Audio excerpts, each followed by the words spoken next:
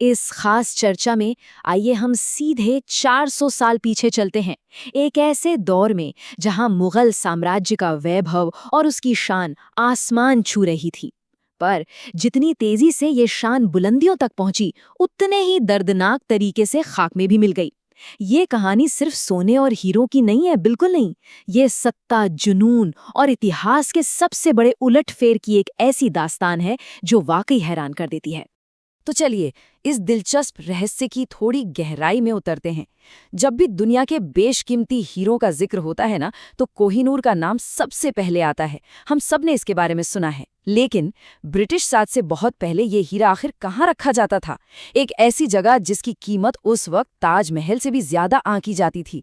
वो जगह कौन सी थी और अचानक उसका क्या हुआ? यही तो हमारे इस सफर का सबसे बड़ा सवाल है।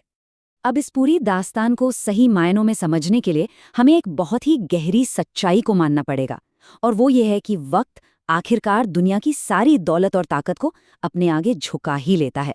साम्राज्य चाहे कितना भी ताकतवर क्यों न हो, एक न एक दिन वक्त की रेत उस पर चढ़ ही जाती है।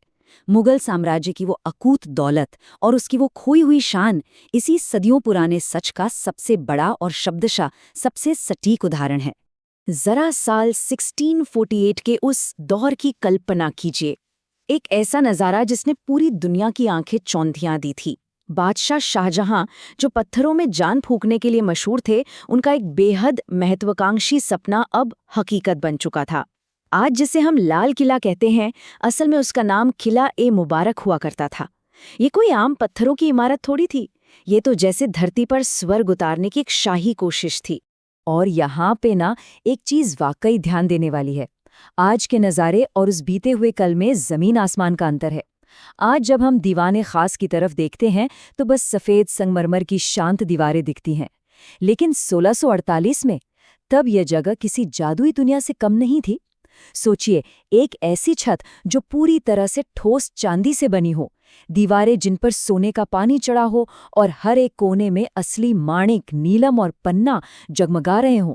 है ना बिल्कुल हैरतअंगेज? इसी धरती के स्वर्ग के बिल्कुल बीचों बीच रखी थी मुगल साम्राज्य की असीम दौलत की सबसे बड़ी निशानी, तख्ते ताऊस, जिसे हम मयूर सिंहासन भी कहते हैं। इससे एक एक बेशकीमती टुकड़े को जोड़कर बेहद बारीकी से बनाया था। इसका आधार पूरी तरह शुद्ध सोने और ठोस चांदी से बना था, जिसमें अनगिनत हीरे जड़े थे। ऊपर के हिस्से में 2 शानदार मोर बैठे थे, जो हीरों और मोतियों से लदे हुए थे। और सबसे कमाल की बात, इस पूरे सिंहासन के बिल्कुल बीचों बीच जड़ा था उनका सबसे बड़ा गुरूर, मशहूर कोहिनूर हीरा। इंजीनियरिंग और कला का एक ऐसा अजूबा जैसा दुनिया ने उससे पहले कभी नहीं देखा था। सच कहूं तो ये सिर्फ एक बैठने की जगह या सिंहासन नहीं था। ये तो अंधी कर देने वाली सत्ता का एक जीता जागता प्रमाण था। जब बादशाह अपने शाही लिबास और ताज के साथ इस तख्त पर बैठते थे, तो सोने और रत्नों से टकराकर रोशनी इस कदर फैलती थी कि पूरा का पूरा दीवाने खास जगमगा उठता था। ये कोई आम दरबार नहीं था दोस्तों, ये ताकत का एक ऐसा दिखावा था जिसके आगे बड़े बड़े राजाओं के सिर अपने आप झुक जाते थे।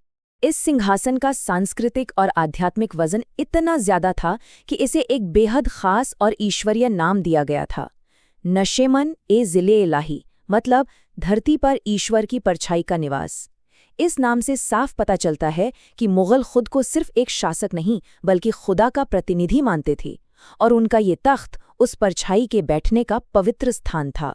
लेकिन यहीं पे कहानी में एक बहुत बड़ा और दर्दनाक मोड़ आने वाला था।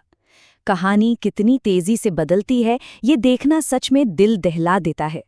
1648 में जिस शानो शौकत के साथ इस तख्त को बनाया गया था, 1739 आते आते यानी 1 सदी से भी कम समय में सब कुछ खाक होने वाला था।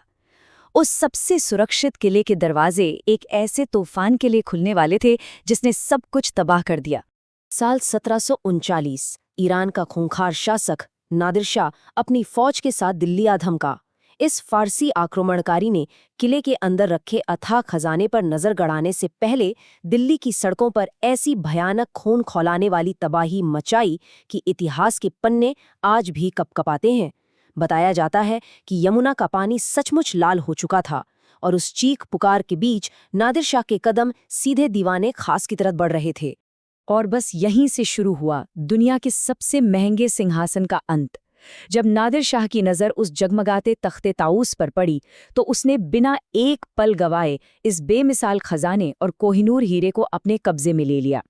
ये भारी भरकम खजाना हमेशा के लिए भारत की धरती से निकालकर ईरान भेज दिया गया।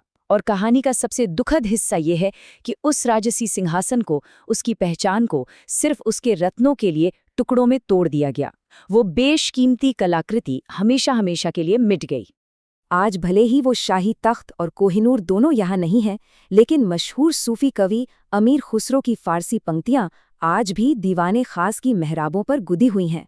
अगर फिरदौस बर रुए ज़मीन अस्त हमी अस्तो हमी अस्तो हमी अस्तो, यानी अगर इस धरती पर कहीं स्वर्ग है तो वो यही है और बस यही है। जब भी कोई उन सफ़ेद संगमरमर की खाली दीवारों के बीच खड़ा होता है तो ये लफ्ज़ खोए हुए स्वर्ग की बहुत ही दर्दनाक याद दिलाते हैं, एक ऐसी गूंज जो उस वैभव की गवाही देती है जो कभी वहाँ था। खैर, हमारा ये सफ़र अब हमें वापस उसी सवाल और उसी दार्शनिक बिंदु पर ले आता है जहाँ से हमने शुरुआत की थी।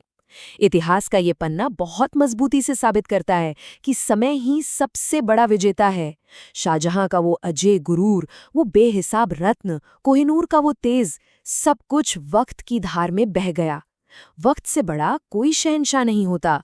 जैसे जैसे हम मुगल साम्राज्य और तख्ते ताऊस की इस खोई हुई शान के विश्लेषण के अंत पर पहुंचते हैं, एक बहुत ही विचारोत्तेजक सवाल यहाँ छूट जाता है। एक ऐसा हीरा जिसने कितने ही साम्राज्यों को बनते और बिगड़ते देखा, जो एक लूटे हुए खजाने का हिस्सा था, उसकी असली जगह आज आखिर कहाँ होनी चाहिए? क्या लूटी गई ऐसी ऐतिहासिक धरोहरों को उनके मूल स्थान पर लौटाया जाना चाहिए? इस पर जरूर विचार किया जाना चाहिए। इस ऐतिहासिक चर्चा में शामिल होने के लिए बहुत बहुत धन्यवाद।